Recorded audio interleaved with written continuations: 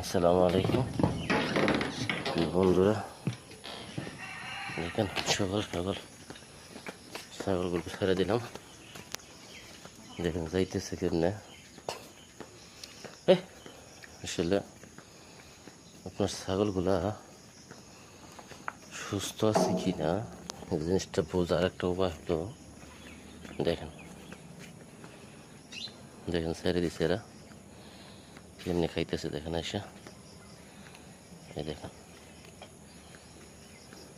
দেখেন কি সুন্দর মজা করে খাইতেছে। আসলে আপনার ছাগল যদি সুস্থ থাকে তাহলে আপনি বুঝতে পারবেন যে আপনার ছাগল সুস্থ। কারণ সুস্থতার একটা লক্ষণ হইল যে সে চঞ্চল অবস্থায় থাকবে, খাওয়া দাওয়া করবে।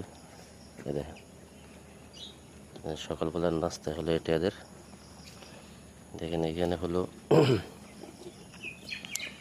এই দেখেন কলার থুর আছে, আপনার হইল কুড়া আছে, ভুট্টা, বুট, অ্যাঙ্কার বসি, বিট লবণ।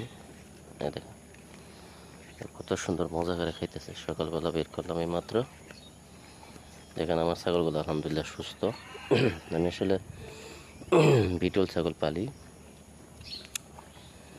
এ দেখেন আমার পাটা এটাতে পিট করে আমি আসলে বেশি দিন হয় নাই, শুরু করছি ইনশাল্লাহ তো 2 মাসের মতো হইল। তো আশা করি আসলে যারা এইসব ছাগল নিয়ে কাজ করতে চান তারা যদি আসলে একটু ধৈর্য সহকারে করেন, আমি মনে করি যে ইনশাল্লাহ সাকসেসফুল হবেনি। তো প্রথম অবস্থায় একটু সমস্যা হবো, কিন্তু পরবর্তীতে ইনশাল্লাহ ঠিক হয়ে যাবে আশা করি আমি।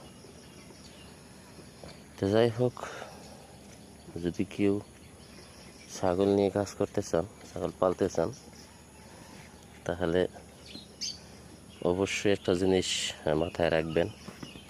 সেটা হইল যে ছাগল বলে পাগল, একটা কথা আছে মানুষে বলে, এই মুরব্বীরা বলে যে ছাগল বলে পাগলের, সেই কথাটাও ঠিক আছে।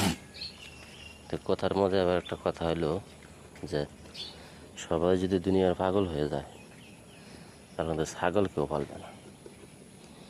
এই জিনিসটা মাথায় রাখতে হবে।